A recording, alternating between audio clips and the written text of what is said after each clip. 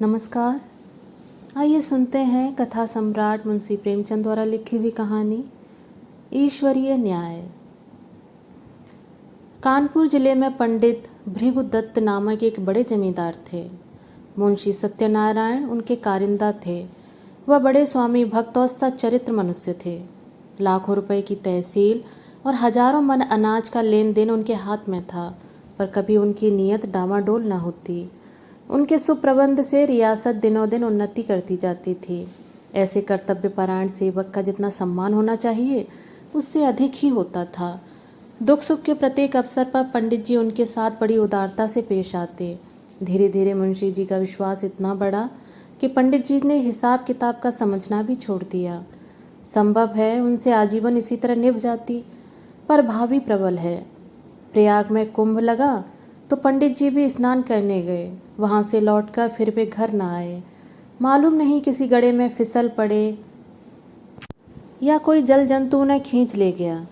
उनका फिर कुछ पता ही नहीं चला। अब मुंशी सत्यनारायण के अधिकार और भी बढ़े। एक हतभागिनी विधवा और 2 छोटे छोटे बच्चों के सिवा पंडित जी के घर में और कोई न था। अंत्येष्टि क्रिया से निवृत्त होकर एक दिन शोकातुर पंडिताइन ने उन्हें बुलाया और रोकर कहा, लाला, पंडित जी हमें मझदार में छोड़कर सुरपुर को सिधर गए। अब यह नैया तुम ही पार लगाओगे तो लग सकती है। यह सब खेती तुम्हारी लगाई हुई है, इसे तुम्हारे ही ऊपर छोड़ती हूँ। ये तुम्हारे बच्चे हैं, इन्हें अपनाओ। जब तक मालिक जिए तुम्हें अपना भाई समझते रहे। मुझे विश्वास है कि तुम उसी तरह इस भार को संभाले रहोगे। सत्यनारायण ने रोते हुए जवाब दिया, भाभी, भैया क्या उठ गए, मेरे तो भाग्य ही फूट गए। नहीं तो मुझे आदमी बना देते। मैं उन्हीं का नमक खाकर जिया हूँ और उन्हीं की चाकरी में मरूंगा भी। आप धीरज रखें, किसी प्रकार की चिंता न करें। मैं जीते जी आपकी सेवा से मुंह न मोड़ूंगा। आप केवल इतना कीजिएगा कि मैं जिस किसी की शिकायत करूं उसे डांट दीजिएगा, नहीं तो ये लोग सिर चढ़ जाएंगे। इस घटना के बाद कई वर्षों तक मुंशी जी ने रियासत को संभाला। वह अपने काम में बड़े कुशल थे। कभी एक कौड़ी का भी बल नहीं पड़ा। सारे जिले में उनका सम्मान होने लगा। लोग पंडित जी को भूल सा गए। दरबारों और कमेटियों में वे सम्मिलित होते। जिले के अधिकारी उन्हीं को जमींदार समझते। अन्य रईसों में उनका आदर था, पर मान वृद्धि की महंगी वस्तु है और भानकुमारी अन्य स्त्रियों के सदृश पैसे को खूब पकड़ती। वह मनुष्य की मनोवृत्तियों से परिचित न थी। पंडित जी हमेशा लाला जी को इनाम इकराम देते रहते थे। वे जानते थे कि ज्ञान के बाद ईमान का दूसरा स्तंभ अपनी सुदशा है। इसके सिवा वे खुद भी कभी कागजों की जांच कर लिया करते थे, नाम मात्र को ही सही, पर इस निगरानी का डर जरूर बना रहता था, क्योंकि ईमान का सबसे बड़ा शत्रु अवसर है।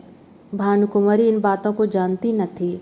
अतएव अवसर तथा धनाभाव जैसे प्रबल शत्रुओं के पंजे में पड़कर मुंशी जी का ईमान कैसे बेदाग बचता।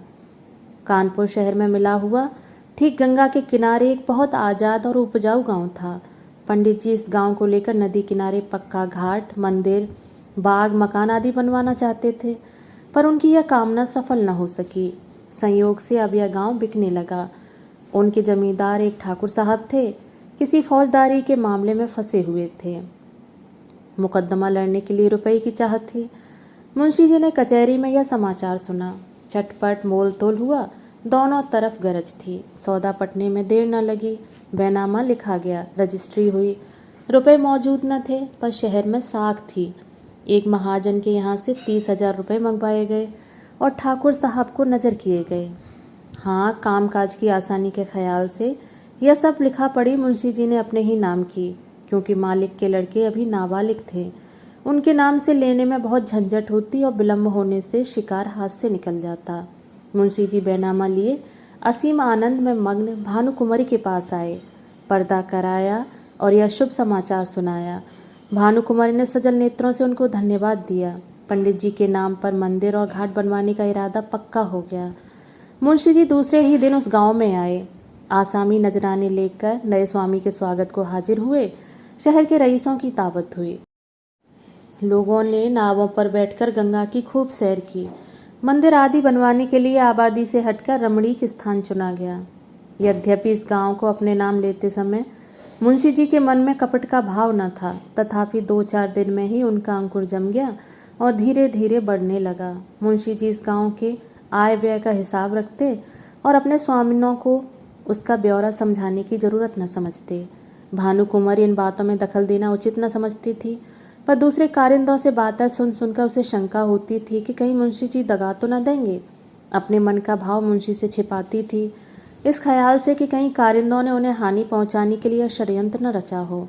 इस तरह कई साल गुजर गए। अब उस कपट के अंकुर ने वृक्ष का रूप धारण किया। भानुकुमारी को मुंशी जी के उस मार्ग के लक्षण दिखाई देने लगे। उधर मुंशी जी के मन ने कानून से नीति पर विजय पाई। उन्होंने अपने मन में फैसला किया कि गांव मेरा है। हाँ, मैं भानुकुमारी का 30,000 का ऋणी अवश्य हूँ। वे बहुत करेंगी तो अपने रुपए ले लेंगी और क्या कर सकती हैं। मगर दोनों तरफ यह आग अंदर ही अंदर सुलगती रही। मुंशी जी अस्त्र सज्जित होकर आक्रमण के इंतजार में थे और भानुकुमारी इसके लिए अवसर ढूंढ रही थी। एक दिन उसने साहस करके मुंशी जी को अंदर बुलाया और कहा, लाला जी, बरगदा के मंदिर का काम कब से लगवाइएगा? उसे लिए 8 साल हो गए। अब काम लग जाए तो अच्छा हो। जिंदगी का कौन ठिकाना है, जो काम करना है उसे कर ही डालना चाहिए। इस ढंग से इस विषय को उठाकर भानुकुमारी ने अपनी चतुराई का अच्छा परिचय दिया। मुंशी जी भी दिल में इसके कायल हो गए। जरा सोचकर बोले, इरादा तो मेरा कई बार हुआ, पर मौके की जमीन नहीं मिलती। गंगा तट की जमीन असामियों के जोत में है और वे किसी तरह छोड़ने पर राजी नहीं। भानुकुमार, यह बात तो आज मुझे मालूम हुई। 8 साल हुए इस गांव के विषय में आपने कभी भूल कर भी तो चर्चा नहीं की। मालूम नहीं कितनी तहसील है, क्या मुनाफा है, कैसा गांव है, कुछ सीर होती है या नहीं।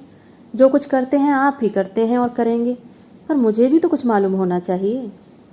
मुंशी जी संभल उठे। उन्हें मालूम हो गया कि इस चतुर स्त्री से बाजी ले जाना मुश्किल है। गांव लेना ही है तो अब क्या डर। खुलकर बोले, आपको इससे कोई सरोकार न था, इसलिए मैंने व्यर्थ कष्ट देना मुनासिब न समझा। भानुकुमारी के हृदय में कुठार सा लगा। पर्दे से निकल आई और मुंशी जी की तरफ तेज आंखों से देखकर बोली, आप क्या कहते हैं? आपने गांव मेरे लिए लिया था या अपने लिए? रुपए मैंने दिए या आपने? उस पर जो खर्च पड़ा वह मेरा था या आपका? मेरी समझ में नहीं आता कि आप कैसी बातें करते हैं। मुंशी जी ने सावधानी से जवाब दिया, यह तो आप जानती हैं कि गांव हमारे नाम से बसा हुआ है। रुपया जरूर आपका लगा, पर मैं उसका देनदार हूँ। रहा तहसील वसूल का खर्च, यह सब मैंने अपने पास से दिया है। उसका हिसाब किताब आय व्यय सब रखता गया हूँ। भानुकुमारी ने क्रोध से कांपते हुए कहा, इस कपट का फल आपको अवश्य मिलेगा। आप इस निर्दयता से मेरे बच्चों का गला नहीं काट सकते। मुझे नहीं मालूम था कि आपने हृदय में छुरी छिपा रखी है, नहीं तो यह नौबत ही क्यों आती। खैर, अब से मेरी रोकड़ और बही खाता आप कुछ न छुएं। जो मेरा कुछ होगा ले लूँगी। जाइए, एकांत में बैठकर सोचिए। पाप से किसी का भला नहीं होता। तुम समझते होगे कि बालक अनाथ है, इनकी संपत्ति हजम कर लूँगा, इस भूल में न रहना। मैं तुम्हारे घर की ईंट तक बिकवा लूँगी। यह कहकर भानुकुमारी फिर पर्दे की आड़ में आ बैठी और रोने लगी। स्त्रियां क्रोध के बाद किसी न किसी बहाने रोया करती हैं। लाला साहब को कोई जवाब न सूझा।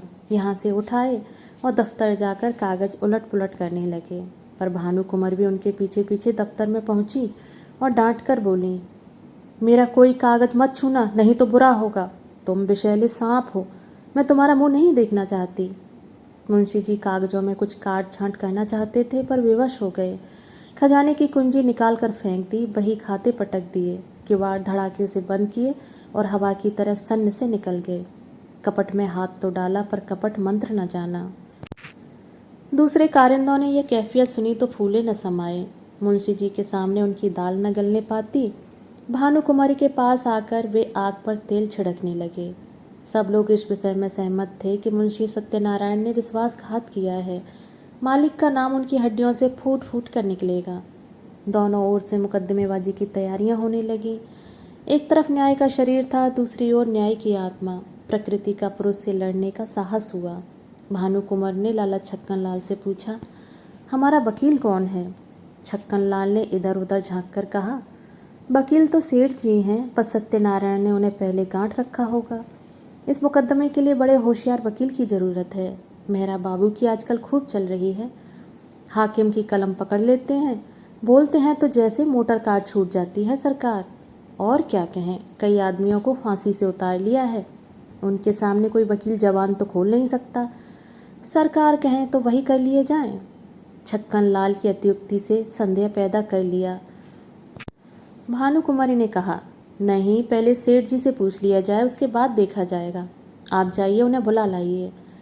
छक्कन लाल अपनी तकदीर को ठोंकते हुए सेठ जी के पास गए। सेठ जी पंडित भृगुदत्त के जीवन काल से ही उनका कानून संबंधी सब काम किया करते थे। मुकदमे का हाल सुना तो सन्नाटे में आ गए। सत्यनारायण को यह बड़ा नेक नियत आदमी समझते थे। उनके पतन से बड़ा खेद हुआ। उसी वक्त आए। भानुकुमार ने रो रो कर उनसे अपनी विपत्ति की कथा कही और अपने दोनों लड़कों को उनके सामने खड़ा करके बोली, आप इन अनाथों की रक्षा कीजिए, इन्हें मैं आपको सौंपती हूँ। सेठ जी ने समझौते की बात छेड़ी। बोले, आपस की लड़ाई अच्छी नहीं। भानुकुमार, अन्यायी के साथ लड़ना ही अच्छा है। सेठ जी, पर हमारा पक्ष निर्बल है। भानुकुमारी फिर पर्दे से निकल आईं और विस्मित होकर बोली, क्या हमारा पक्ष निर्बल है? दुनिया जानती है कि गांव हमारा है, उसे हमसे कौन ले सकता है? नहीं, मैं सुलह कभी नहीं करूंगी। आप कागजों को देखें, मेरे बच्चों की खातिर यह कष्ट उठाएं। आपका परिश्रम निष्फल नहीं जाएगा। सत्यनारायण की नीयत पहले खराब न थी। देखिए, जिस मिति में गांव लिया गया है उस मिति में 30,000 का क्या खर्च दिखाया गया है। अगर उसने अपने नाम उधार लिखा हो तो देखिए वार्षिक सूद चुकाया गया या नहीं। ऐसे नर पिशाच से मैं कभी सुलह न करूंगी। सेठ जी ने समझ लिया कि इस समय समझाने बुझाने से कुछ काम न चलेगा। कागजात देखे, अभियोग चलाने की तैयारियां होने लगीं। मुंशी सत्यनारायण लाल खिसियाए हुए मकान पहुंचे। लड़के ने मिठाई मांगी, उसे पीटा। स्त्री पर इसलिए बरस पड़े कि उसने क्यों लड़के को उनके पास जाने दिया। अपनी वृद्धा माता को डांट कर कहा, तुमसे इतना भी नहीं हो सकता कि जरा लड़के को बहलाओ। एक तो मैं दिन भर का थका मांदा घर आऊं और फिर लड़के को खिलाऊं। मुझे दुनिया में न और कोई काम है न धंधा। इस तरह घर में वावेला मचाकर बाहर आए। सोचने लगे कि मुझसे बड़ी भूल हुई। मैं कैसा मूर्ख हूँ। और इतने दिन तक सारे कागज पत्र अपने हाथ में थे। चाहता कर सकता था, पर हाथ धरे बैठा रहा। आज सिर पर आ पड़ी तो सूझी। मैं चाहता तो बही खाते सब नए बना सकता था, जिसमें इस गांव का और रुपए का जिक्र ही न होता। पर मेरी मूर्खता के कारण घर में आई हुई लक्ष्मी रूठ जाती है। मुझे क्या मालूम था कि वह चुड़ैल मुझसे इस तरह पेश आएगी, कागजों में हाथ तक नहीं लगाने देगी। इसी उधेड़बुन में मुंशी जी एकाएक उछल पड़े। एक उपाय सूझ गया, क्यों न कार्यकर्ताओं को मिला लूं। यद्यपि मेरी शक्ति के कारण वे सब मुझसे नाराज थे और इस समय सीधे बात भी न करेंगे, तथापि उनमें ऐसा कोई भी नहीं जो प्रलोभन से मुट्ठी में ना आ जाए। हाँ, इसमें रुपए पानी की तरह बहाना पड़ेगा, पर इतना रुपया आएगा कहाँ से? हाय दुर्भाग्य, 2-4 दिन पहले चेत गया होता तो कठिनाई न पड़ती। क्या जानता था कि वह डायन इस तरह वज्र प्रहार करेगी। बस अब एक ही उपाय है, किसी तरह कागजात गुम कर दूं। बड़ी जोखिम का काम है, पर करना ही पड़ेगा। दुष्कामनाओं के सामने एक बार सिर झुकाने पर फिर संभलना कठिन हो जाता है। पाप के अथाह दलदल में जहाँ एक बार पड़े कि फिर प्रतिक्षण नीचे ही चले जाते हैं। मुंशी सत्यनारायण सा विचारशील मनुष्य इस समय इस फिक्र में था कि कैसे सेंध लगा पाऊं। मुंशी जी ने सोचा, क्या सेंध लगाना आसान है? इसके वास्ते कितनी चतुरता, कितनी साहब, कितनी बुद्धि, कितनी वीरता चाहिए। कौन कहता है कि चोरी करना आसान काम है? मैं जो कहीं पकड़ा गया तो मरने के सिवा और कोई मार्ग न रहेगा। बहुत सोचने विचारने पर भी मुंशी जी को अपने ऊपर ऐसा दुस्साहस कर सकने का विश्वास न हो सका। हाँ, इसमें सुगम एक दूसरी तदबीर नजर आई। क्यों ना दफ्तर में आग लगा दूं? 1 बोतल मिट्टी का तेल और दियासलाई की जरूरत है। किसी बदमाश को मिला लूं। मगर यह क्या मालूम कि वह उसी कमरे में रखी है या नहीं। चुड़ैल ने उसे जरूर अपने पास रख लिया होगा। नहीं, आग लगाना गुनाह बेलज्जत होगा। बहुत देर मुंशी जी करवटें बदलते रहे, नए नए मंसूबे सोचते, पर फिर अपने ही तर्कों से काट देते। वर्षा काल में बादलों की नई नई सूरतें बनती और फिर हवा के वेग से बिगड़ जाती हैं। वही दशा इस समय उनके मंसूबों की हो रही थी। पर इस मानसिक अशांति में भी एक विचार पूर्ण रूप से स्थिर था। किसी तरह इन कागजात को अपने हाथ में लाना चाहिए। काम कठिन है माना, पर हिम्मत न थी तो रार क्यों मोल ली। क्या 30,000 की जायदाद दाल भात का कौर है? चाहे जिस तरह हो, चोर बने बिना काम नहीं चल सकता। आखिर जो लोग चोरियां करते हैं वे भी तो मनुष्य ही होते हैं। बस एक छलांग का काम है, अगर पार हो गए तो राज करेंगे, गिर पड़े तो जान से हाथ धोएंगे। रात के 10 बज गए। मुंशी सत्यनारायण कुंजियों का एक गुच्छा कमर में दबाए घर से बाहर निकले। द्वार पर थोड़ा सा पुआल रखा हुआ था, उसे देखते ही वे चौंक पड़े। मारे डर के छाती धड़कने लगी। जान पड़ा कि कोई छिपा बैठा है। कदम रुक गए। पुआल की तरफ ध्यान से देखा, उसमें बिल्कुल हरकत न हुई। तब हिम्मत बांधी आगे बढ़े और मन को समझाने लगे, मैं कैसा बोखल हूँ। अपने द्वार पर किसका डर और सड़क पर भी मुझे किसका डर है। मैं अपनी राह जाता हूँ, कोई मेरी तरफ तिरछी आंख से नहीं देख सकता। हाँ, जब मुझे सेंध लगाते देख ले, नहीं पकड़ ले, तब अलबत्ते डरने की बात है। तिस पर भी बचाव की युक्ति निकल सकती है। अकस्मात उन्होंने भानुकुमारी के एक चपरासी को आते हुए देखा। कलेजा धड़क उठा। लपक कर एक अंधेरी गली में घुस गए। बड़ी देर तक वहां खड़े रहे। जब वह सिपाही आंखों से ओझल हो गया तब फिर सड़क पर आए। वह सिपाही आज सुबह तक इनका गुलाम था। उसे उन्होंने कितनी ही बार गालियां दी थीं, लातें मारी थीं, पर आज उसे देखकर उनके प्राण सूख गए। उन्होंने फिर तर्क की शरण ली। मैं मानो भंग खाकर आया हूँ, इस चपरासी से इतना डरा मानो कि वह मुझे देख लेता। पर मेरा कर क्या सकता था। हजारों आदमी रास्ता चल रहे हैं, उन्हीं में मैं भी एक हूँ। क्या वह अंतर्यामी है, सबके हृदय का हाल जानता है। मुझे देखकर वह अदब से सलाम करता और वहाँ का कुछ हाल भी कहता, पर मैं उससे ऐसा डरा कि सूरत तक न दिखाई। इस तरह मन को समझा कर वे आगे बढ़े। सच है, पाप के पंजों में फंसा हुआ मन पतझड़ का पत्ता है जो हवा के जरा से झोंके से गिर पड़ता है। मुंशी जी बाजार पहुंचे। अधिकतर दुकानें बंद हो चुकी थीं। उनमें सांड और गाय बैठी हुई जुगाली कर रही थीं। केवल हलवाइयों की दुकानें खुली थीं और कहीं कहीं गजरे वाले हार की हाँक लगाते फिरते थे। सब हलवाई मुंशी जी को पहचानते थे, अतः मुंशी जी ने सिर झुका लिया, कुछ चाल बदली और लपकते हुए चले। एकाएक उन्हें एक बग्घी आती दिखाई दी। यह सेठ बल्लभ दास सब वकील की बग्घी थी। इसमें बैठकर हजारों बार सेठ जी के साथ कचहरी गए थे, पर आज वह बग्घी कालदेव के समान भयंकर मालूम हुई। फौरन एक खाली दुकान पर चढ़ गए। वहाँ विश्राम करने वाले सांड ने समझा वे मुझे पदच्युत करने आए हैं। माथा झुकाए फुंकारता हुआ उठ बैठा, पर इसी बीच में बग्घी निकल गई और मुंशी जी की जान में जान आई। अब कि उन्होंने तर्क का आश्रय न लिया, समझ गए कि इस समय इससे कोई लाभ नहीं। खैरियत यह हुई कि वकील ने देखा नहीं। यह घाघ है, मेरे चेहरे से ताड़ जाता। कुछ विद्वानों का कथन है कि मनुष्य की स्वाभाविक प्रवृत्ति पाप की ओर होती है, पर यह कोरा अनुमान ही अनुमान है, अनुभव सिद्ध बात नहीं।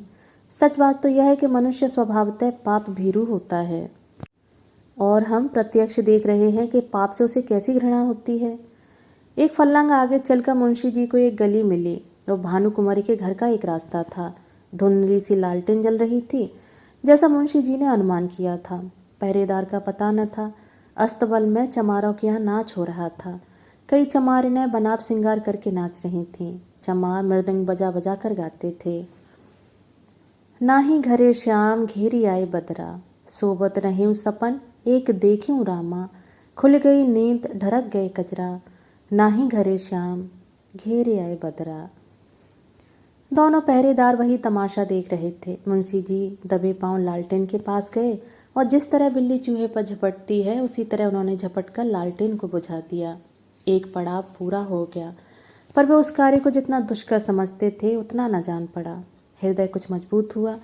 दफ्तर के बरामदे में पहुंचे और खूब कान लगाकर आहट ली। चारों ओर सन्नाटा छाया हुआ था, केवल चमारों का कोलाहल सुनाई देता था।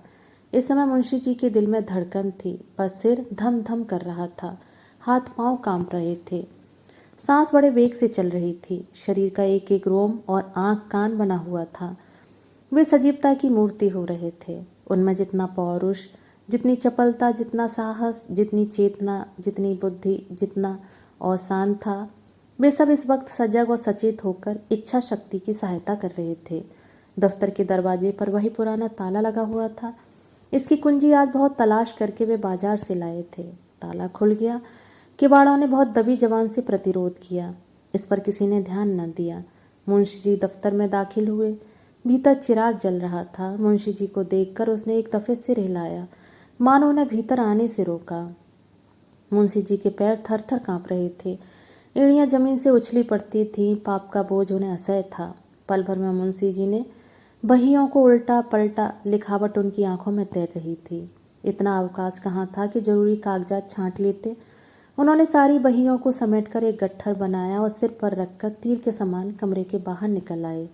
उस पाप की गठरी को लादे हुए वह अंधेरी गली से गायब हुए। तंग अंधेरी दुर्गंधपूर्ण कीचड़ से भरी हुई गलियों में वे नंगे पांव स्वार्थ, लोभ और कपट का बोझ लिए चले जाते थे। मानो पापमय आत्मा नरक की नलियों में बही चली जाती थी। बहुत दूर तक भटकने के बाद वे गंगा किनारे पहुंचे। जिस तरह कलुषित हृदयों में कहीं कहीं धर्म का धुंधला प्रकाश रहता है, उसी तरह नदी की काली सतह पर तारे झिलमिला रहे थे। तट पर कई साधु धूनी जमाए पड़े थे। ज्ञान की ज्वाला मन की जगह बाहर दहक रही थी। मुंशी जी ने अपना गट्ठर उतारा और चादर से खूब मजबूत तीर से बांधकर बलपूर्वक नदी में फेंक दिया। सोती हुई लहरों में कुछ हलचल हुई और फिर सन्नाटा हो गया। मुंशी सत्यनारायण लाल के घर में 2 स्त्रियां थीं, माता और पत्नी। वे दोनों अशिक्षिता थीं। इस पर भी मुंशी जी को गंगा में डूब मरने या कहीं भाग जाने की जरूरत न होती थी। न वे बॉडी पहनती थीं, न मोजे जूते, न हारमोनियम पर गा सकती थीं। यहाँ तक कि उन्हें साबुन लगाना भी न आता था। हेयर पिन, ब्रूचेज, जैकेट आदि परम आवश्यक चीज़ों का तो नाम ही नहीं सुना था। बहू में आत्मसम्मान जरा भी नहीं था, न सास में आत्मगौरव का जोश। बहू अब तक सास की घुड़कियाँ भीगी बिल्ली की तरह सह लेती थी। हाँ मूर्ख है। सास को बच्चों के नहलाने धुलाने, यहाँ तक कि घर में झाड़ू देने में भी घृणा न थी। हाँ ज्ञान आंधे। बहू स्त्री क्या थी, मिट्टी का लौंदा थी।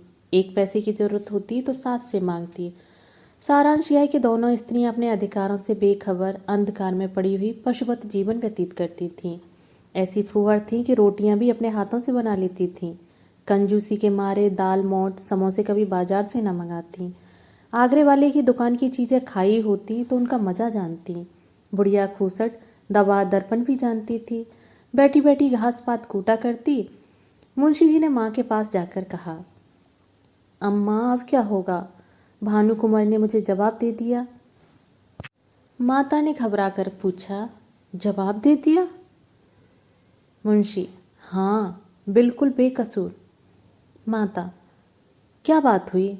भानुकुमारी का मिजाज तो ऐसा न था। मुंशी, बात कुछ न थी। मैंने अपने नाम से जो गांव लिया था उसे मैंने अपने अधिकार में कर लिया। कल मुझसे और उनसे साफ साफ बातें हुई। मैंने कह दिया कि गांव मेरा है, मैंने अपने नाम से लिया है, उसमें तुम्हारा कोई इजारा नहीं। बस बिगड़ गई, जो मुंह में आया बकती रही। उसी वक्त मुझे निकाल दिया और धमका कर कहा, मैं तुमसे लड़कर अपना गांव ले लूँगी। अब आज ही उनकी तरफ से मेरे ऊपर मुकदमा दायर होगा। मगर इससे होता क्या है? गांव मेरा है, उस पर मेरा कब्जा है। 1 नहीं 1000 मुकदमे चलाएं, डिग्री मेरी होगी। माता ने बहू की तरफ मर्मांतक दृष्टि से देखा और बोली, क्यों भैया, वह गांव लिया तो था तुमने, उन्हीं के रुपयों से और उन्हीं के वास्ते। मुंशी, लिया था तब लिया था। अब मुझसे ऐसा आबाद और मालदार गांव नहीं छोड़ा जाता। वह मेरा कुछ नहीं कर सकती, मुझसे अपना रुपया भी नहीं ले सकती। 150 गांव तो हैं, तब भी हवस नहीं मिटती। माँ, बेटा किसी के धन ज़्यादा होता है तो वह उसे फेंक थोड़ी ही देता है।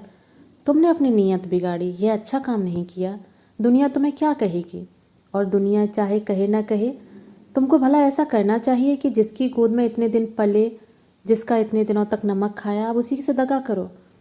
नारायण ने तुम्हें क्या नहीं दिया? मज़े से खाते हो, पहनते हो।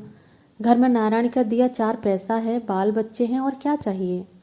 मेरा कहना मानो, इस कलंक का टीका अपने माथे न लगाओ।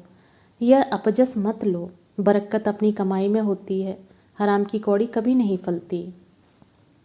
मुंशी, ऐसी बातें बहुत सुन चुका हूँ। दुनिया उन पर चलने लगे तो सारे काम बंद हो जाएं। मैंने इतने दिनों इनकी सेवा की, मेरी ही बदौलत ऐसे ऐसे 4-5 गांव बढ़ गए। जब तक पंडित जी थे मेरी नीयत का मान था, मुझे आंख में धूल डालने की जरूरत न थी।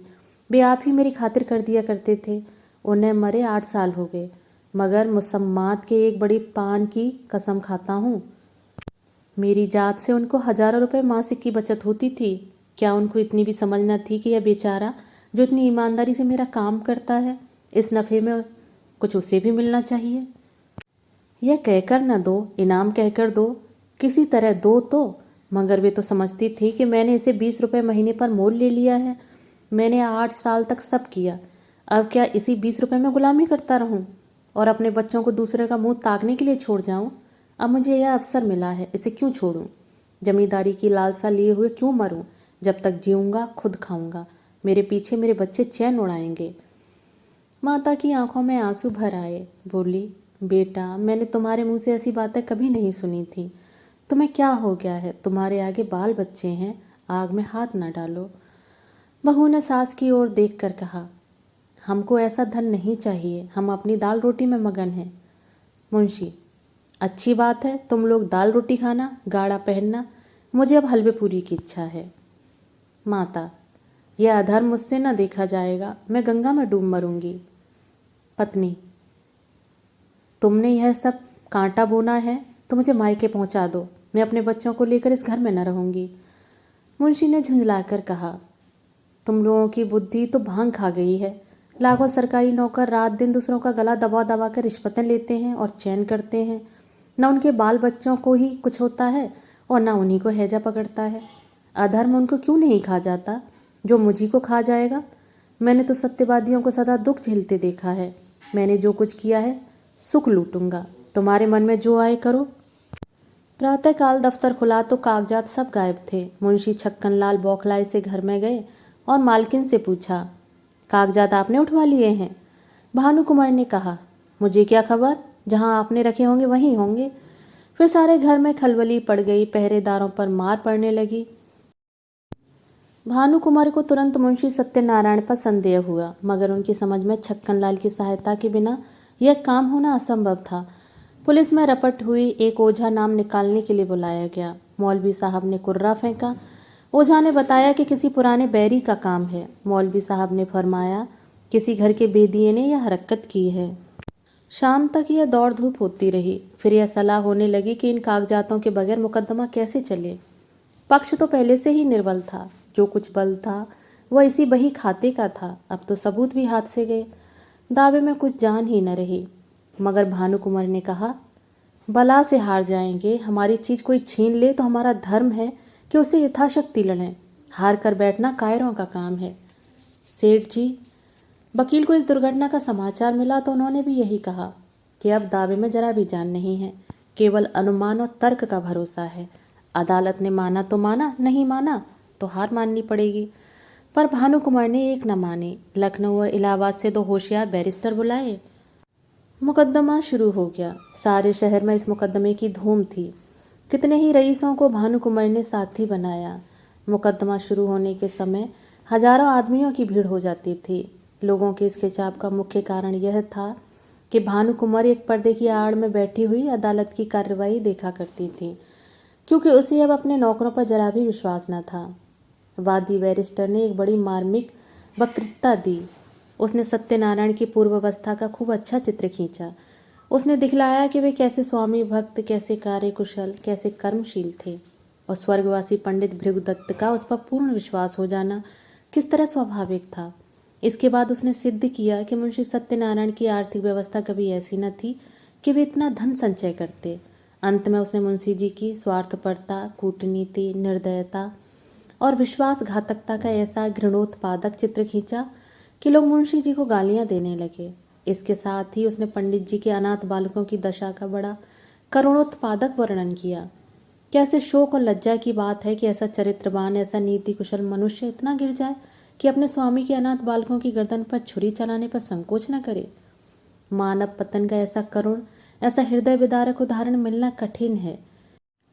इस कुटिल कार्य के परिणाम की दृष्टि से इस मनुष्य के पूर्व परिचित सद्गुणों का गौरव लुप्त हो जाता है, क्योंकि वे असली मोती नहीं, नकली कांच के दाने थे, जो केवल विश्वास जमाने के निमित्त दर्शाए गए थे। वह केवल सुंदर जाल था जो एक सरल हृदय और छल छंद से दूर रहने वाले रईस को फंसाने के लिए फैलाया गया था। इस नर पशु का अंतःकरण कितना अंधकारमय, कितना कपटपूर्ण, कितना कठोर है, और इसकी दुष्टता कितनी घोर, कितनी अपावन है। अपने शत्रु के साथ दया करना एक बार तो क्षम्य है, मगर इस मलिन हृदय मनुष्य ने उन बेकसों के साथ दगा किया है। जिन पर मानव स्वभाव के अनुसार दया करना उचित है। यदि आज हमारे पास बही खाते मौजूद होते, अदालत पर सत्यनारायण की सत्यता स्पष्ट रूप से प्रकट हो जाती, पर मुंशी जी के बर्खास्त होते ही दफ्तर से उनका लुप्त हो जाना भी अदालत के लिए एक बड़ा सबूत है। शहर में कई रईसों ने गवाही दी, पर सुनी सुनाई बातें जिरह में उखड़ गईं। दूसरे दिन फिर मुकदमा पेश हुआ। प्रतिवादी के वकील ने अपनी वक्तृता शुरू की। उसमें गंभीर विचारों की अपेक्षा हास्य का आधिक्य था। यह एक विलक्षण न्याय सिद्धांत है कि किसी धनाढ्य मनुष्य का नौकर जो कुछ खरीदे वह उसके स्वामी की चीज समझी जाए। इस सिद्धांत के अनुसार हमारी गवर्नमेंट को अपने कर्मचारियों की सारी संपत्ति पर कब्जा कर लेना चाहिए। यह स्वीकार करने में हमको कोई आपत्ति नहीं कि हम अपने इतने रुपयों का प्रबंध न कर सकते थे और यह धन हमने स्वामी ही से ऋण लिया, पर हमसे ऋण चुकाने का कोई तकाजा न करके वह जायदाद ही मांगी जाती। यदि हिसाब के कागजात दिखलाए जाएं तो वे साफ बता देंगे कि मैं सारा ऋण दे चुका। हमारे मित्र ने कहा कि ऐसी अवस्था में बहियों का गुम हो जाना भी अदालत के लिए एक सबूत होना चाहिए। मैं भी उनकी युक्ति का समर्थन करता हूँ। यदि मैं आपसे ऋण लेकर अपना विवाह करूँ तो क्या मुझसे मेरी नवविवाहित वधू को छीन लेंगे? हमारे सुयोग मित्र ने हमारे ऊपर अनाथों के साथ दगा करने का दोष लगाया है। अगर मुंशी सत्यनारायण की नीयत खराब होती तो उनके लिए सबसे अच्छा अवसर वह जब पंडित भृगुदत्त का स्वर्गवास हुआ था। इतने विलंब की क्या जरूरत थी? यदि आप शेर को फंसाकर उसके बच्चों को उसी वक्त नहीं पकड़ लेते, उसे बढ़ने और सबल होने का अवसर देते हैं, तो मैं आपको बुद्धिमान न कहूँगा। यथार्थ बात यह है कि मुंशी सत्यनारायण ने नमक का जो कुछ हक था वह पूरा कर दिया। 8 वर्ष तक तन मन से स्वामी के संतानों की सेवा की। आज उन्हें अपनी साधुता का जो फल मिल रहा है वह बहुत ही दुखजनक और हृदय विदारक है। इसमें भानुकुमारी का दोष नहीं। वे एक गुण संपन्न महिलाएं हैं, मगर अपनी जाति के अवगुण उनमें भी विद्यमान हैं। ईमानदार मनुष्य स्वभावतः स्पष्टभाषी होता है। उसे अपनी बातों में नमक मिर्च लगाने की जरूरत नहीं होती। यही कारण है कि मुंशी जी के मृदुभाषी मातहतों को उन पर आक्षेप करने का मौका मिल गया। इस दावे की जड़ केवल इतनी ही है और कुछ नहीं। भानुकुमारी यहाँ उपस्थित हैं। क्या वे कह सकती हैं कि 60 वर्ष की मुद्दत में कभी इस गांव का जिक्र उनके सामने आया? कभी इसके हानि लाभ आय व्यय लेन देन की चर्चा उनसे की गई? मान लीजिए कि मैं गवर्नमेंट का मुलाजिम हूँ। यदि मैं आज दफ्तर में आकर अपनी पत्नी के आय व्यय और अपने टहलुओं के टैक्सों का पचड़ा गाने लगूं, तो शायद मुझे शीघ्र ही अपने पद से पृथक होना पड़े और संभव है कुछ दिनों तक बरेली की अतिथिशाला में भी रखा जाऊं। जिस गांव से भानुकुमारी का सरोकार न था, उसकी चर्चा उनसे क्यों की जाती? इसके बाद बहुत से गवाह पेश हुए, जिनमें अधिकांश आसपास के देहातों के जमींदार थे। उन्होंने बयान किया कि हमने मुंशी सत्यनारायण असामियों को अपनी दस्तखती रसीदें और अपने नाम से खजाने में रुपया दाखिल करते देखा है। इतने में संध्या हो गई। अदालत ने 1 सप्ताह में फैसला सुनाने का हुक्म दिया। सत्यनारायण को अब अपनी जीत में कोई संदेह न था। वादी पक्ष के गवाह भी उखड़ गए थे और बहस भी सबूत से खाली थी। अब इनकी गिनती भी जमींदारों में होगी और संभव है यह कुछ दिनों में रईस कहलाने लगे। पर किसी न किसी कारण से अब शहर के गणमान्य पुरुषों से आंखें मिलाते शर्माते थे। उन्हें देखते ही उनका सिर नीचा हो जाता था। वह मन में डरते थे कि वे लोग कहीं इस विषय में कुछ पूछताछ न कर बैठें। वह बाजार से निकलते तो दुकानदारों में कानाफूसी होने लगती और लोग उन्हें तिरछी दृष्टि से देखने लगते। अब तक लोग उन्हें विवेकशील और सच्चरित्र मनुष्य समझते। शहर के धनी मानी उन्हें इज्जत की निगाह से देखते और उनका बड़ा आदर करते थे। यद्यपि मुंशी जी को अब इन टेढ़ी तिरछी सुनने का संयोग न पड़ा था, तथापि उनका मन कहता था कि सच्ची बात किसी से छिपी नहीं है। चाहे अदालत से उनकी जीत हो जाए, पर उनकी साख अब जाती रही। अब उन्हें लोग स्वार्थी, कपटी और दगाबाज समझेंगे। दूसरों की बात तो अलग रही, स्वयं उनके घर वाले उनकी उपेक्षा करते थे। बूढ़ी माता ने 3 दिन से मुंह में पानी नहीं डाला। स्त्री बार बार हाथ जोड़कर कहती थी कि अपने प्यारे बालकों पर दया करो। बुरे काम का फल कभी अच्छा नहीं होता, नहीं तो पहले मुझी को विष खिला दो। जिस दिन फैसला सुनाया जाने वाला था, प्रातःकाल एक कुंजड़िन तरकारियां लेकर आई और मुंशी आइन से बोली, बहू जी, हमने बाजार में एक बात सुनी है, बुरा न मानो तो कहूँ। जिसको देखो उसके मुंह से यही बात निकलती है कि लाला बाबू ने जालसाजी से पंडिताइन का कोई हल्का ले लिया। हमें तो इस पर यकीन नहीं आता। लाला बाबू ने न संभाला होता तो अब तक पंडिताइन का कहीं पता न लगता, 1 अंगुल जमीन न बचती। इन्हीं में एक सरदार था कि सबको संभाल लिया, तो क्या अब उन्हीं के साथ बदी करेंगे? अरे बहू, कोई कुछ साथ लाया है कि ले जाएगा? यहीं नेकी बदी रह जाती है। बुरे का फल बुरा होता है। आदमी न देखे पर अल्लाह सब कुछ देखता है। बहू जी पर घड़ों पानी पड़ गया। जी चाहता था कि धरती फट जाती और वे उसमें समा जाती। स्त्रियां स्वभावतः लज्जावती होती हैं। उनमें आत्माभिमान की मात्रा अधिक होती है। निंदा अपमान उनसे सहन नहीं हो सकता है। सिर झुकाए हुए बोली, बुआ, मैं इन बातों को क्या जानूं? मैंने जो आज ही तुम्हारे मुंह से सुनी है, कौन सी तरकारियां हैं? मुंशी सत्यनारायण अपने कमरे में लेटे हुए कुंजड़िन की बातें सुन रहे थे। उसके चले जाने के बाद आकर स्त्री से पूछने लगे, यह शैतान की खाला क्या कह रही थी? स्त्री ने पति की ओर से मुंह फेर लिया और जमीन की ओर ताकते हुए बोली, क्या तुमने नहीं सुना? तुम्हारा गुणगान कर रही थी। तुम्हारे पीछे देखो, किस किस के मुंह से ये बातें सुननी पड़ती हैं और किस किस से मुंह छिपाना पड़ता है। मुंशी जी अपने कमरे में लौट आए। स्त्री को कुछ उत्तर नहीं दिया। आत्मा लज्जा से परास्त हो गई। जो मनुष्य सदैव सर्वसम्मानित रहा हो, जो सदा आत्माभिमान से सिर उठाकर चलता रहा हो, जिसकी सुकृति की सारे शहर में चर्चा होती हो, वह कभी सर्वथा लज्जा शून्य नहीं हो सकता। लज्जा कुपथ की सबसे बड़ी शत्रु है। कुवासनाओं के भ्रम में पड़कर मुंशी जी ने समझा था, मैं इस काम को ऐसी गुप्त रीति से पूरा कर ले जाऊंगा कि किसी को कानों कान खबर न होगी। पर उनका यह मनोरथ सिद्ध न हुआ। बाधाएं आ खड़ी हुई। उनके हटाने में उन्हें बड़े दुस्साहस के काम लेना पड़ा। पर यह भी उन्होंने लज्जा से बचने के निमित्त किया, जिसमें यह कोई न कहे कि अपनी स्वामिनी को धोखा दिया। इतना यत्न करने पर भी निंदा से न बच सके। बाजार का सौदा बेचने वालियां भी अब अपमान करती हैं। कुवासनाओं से दबी हुई लज्जा शक्ति इस कड़ी चोट को सहन न कर सकी।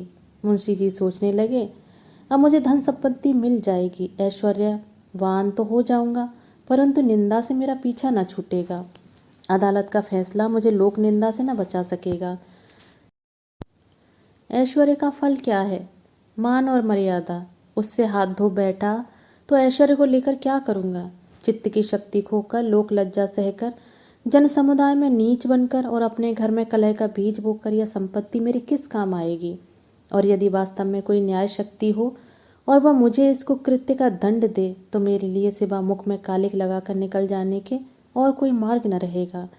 सत्यवादी मनुष्य पर कोई विपत्ति पड़ती है तो लोग उनके साथ सहानुभूति करते हैं। दुष्टों की विपत्ति लोगों के लिए व्यंग्य की सामग्री बन जाती है। उस अवस्था में ईश्वर अन्यायी ठहराया जाता है, मगर दुष्टों की विपत्ति ईश्वर के न्याय को सिद्ध करती है। परमात्मन, इस दुर्दशा से किसी तरह मेरा उद्धार करो। क्यों न जाकर मैं भानुकुमार के पैरों पर गिर पड़ूं और विनय करूं कि यह मुकदमा उठा लो। शोक, पहले यह बात मुझे क्यों न सूझी? अगर कल तक मैं उनके पास चला गया होता तो बात बन जाती, पर अब क्या हो सकता है? आज तो फैसला सुनाया जाएगा। मुंशी जी देर तक इसी विचार में पड़े रहे, पर कुछ निश्चय न कर सके कि क्या करें। भानुकुमारी को भी विश्वास हो गया कि अब गांव हाथ से गया। बेचारी हाथ मल कर रह गई। रात भर उसे नींद न आई। धैर्य का मुंशी सत्यनारायण पर क्रोध आता था। हाय पापी, ढोल बजाकर मेरा 50,000 का माल लिए जाता है और मैं कुछ नहीं कर सकती। आजकल के न्याय करने वाले बिल्कुल आंख के अंधे हैं। जिस बात को सारी दुनिया जानती है उसमें भी उनकी दृष्टि नहीं पहुंचती। बस दूसरों को आंखों से देखते हैं। कोरे कागजों के गुलाम हैं। न्याय वह है जो दूध का दूध पानी का पानी कर दे, यह नहीं कि खुद ही कागजों के धोखे में आ जाए, खुद ही पाखंडियों के जाल में फंस जाए। इसी से तो ऐसी छली कपटी दगाबाजी और दुरात्माओं का साहस बढ़ गया है। खैर, गांव जाता है तो जाए, लेकिन सत्यनारायण, तुम शहर में कहीं मुंह दिखाने के लायक भी नहीं रहे। इस ख्याल से भानुकुमार को कुछ शांति हुई। शत्रु की हानि मनुष्य को अपने लाभ से भी अधिक प्रिय होती है। मानव स्वभाव ही कुछ ऐसा है। तुम हमारा एक गांव ले गए। नारायण चाहेंगे तो तुम भी इससे सुख न पाओगे। तुम आप नरक की आग में जलोगे। तुम्हारे घर में कोई दिया जलाने वाला न रह जाएगा। फैसले का दिन आ गया। आज इजलास में बड़ी भीड़ थी। ऐसे ऐसे महानुभाव उपस्थित थे जो बगलों की तरह अफसरों की बधाई और विदाई के अवसरों में ही नजर आया करते थे। वकीलों और मुख्तारों की पलटन भी जमा थी। नियत समय पर जज साहब ने इजलास सुशोभित किया। विस्तृत न्याय भवन में सन्नाटा छा गया। अहलमद ने संदूक से तजवीज निकाली। लोग उत्सुक होकर एक एक कदम और आगे खिसक गए। जज ने फैसला सुनाया। मुद्दई का दावा खारिज, दोनों पक्ष अपना अपना खर्च सह लें। यद्यपि फैसला लोगों के अनुमान के अनुसार ही था, तथापि जज के मुंह से उसे सुनकर लोगों में हलचल सी मच गई। उदासीन भाव से फैसले पर आलोचनाएं करते हुए लोग धीरे धीरे कमरे से निकलने लगे। एकाएक भानुकुमारी घूंघट निकाले इजलास पर आकर खड़ी हो गई। जाने वाले लौट पड़े, जो बाहर निकल गए थे दौड़कर आ गए और कौतूहल पूर्वक भानुकुमार की तरफ ताकने लगे। भानुकुमार ने कंपित स्वर में जज से कहा, सरकार, यदि हुक्म दें तो मैं मुंशी जी से कुछ पूछूं। यद्यपि यह बात नियम के विरुद्ध थी, तथापि जज ने दयापूर्वक आज्ञा दे दी। तब भानुकुमार ने सत्यनारायण की तरफ देखकर कहा, लाला जी, सरकार ने तुम्हारी डिग्री तो कर ही दी, गांव तुम्हें मुबारक रहे, मगर ईमान आदमी का सब कुछ है। ईमान से कह दो गांव किसका है। हजारों आदमी यह प्रश्न सुनकर कौतूहल से सत्यनारायण की तरफ देखने लगे। मुंशी जी विचार सागर में डूब गए। हृदय में संकल्प और विकल्प में घोर संग्राम होने लगा। हजारों मनुष्यों की आंखें उनकी तरफ जमी हुई थीं। यथार्थ बात अब किसी से छिपी न थी। इतने आदमियों के सामने असत्य बात मुंह से निकल न सकी। लज्जा से जबान बंद कर ली। मेरा कहने में काम बनता था, कोई बात न थी, किंतु घोरतम पाप का दंड समाज दे सकता है, उसके मिलने का पूरा भय था। आपका कहने से काम बिगड़ता था, जीती जिताई बाजी हाथ से निकल जाती थी। सर्वोत्कृष्ट काम के लिए समाज से जो इनाम मिल सकता है, उसके मिलने की पूरी आशा थी। आशा के भय को जीत लिया। उन्हें ऐसा प्रतीत हुआ जैसे ईश्वर ने मुझे अपना मुख उज्जवल करने का यह अंतिम अवसर दिया है। मैं अब भी मानव सम्मान का पात्र बन सकता हूँ, अब अपनी आत्मा की रक्षा कर सकता हूँ। उन्होंने आगे बढ़कर भानुकुमार को प्रणाम किया और कांपते हुए स्वर में बोले, आपका। हजारों मनुष्यों के मुंह से एक गगन स्पर्शी ध्वनि निकली, सत्य की जय। जज ने खड़े होकर कहा, यह कानून का न्याय नहीं, ईश्वरीय न्याय है। इसे कथा न समझिएगा, यह सच्ची घटना है। भानुकुमार और सत्यनारायण अब भी जीवित हैं। मुंशी जी के इस नैतिक साहस पर लोग मुक्त हो गए। मानवीय न्याय पर ईश्वरीय न्याय ने जो विलक्षण विजय पाई, उसकी चर्चा शहर भर में महीनों भर रही।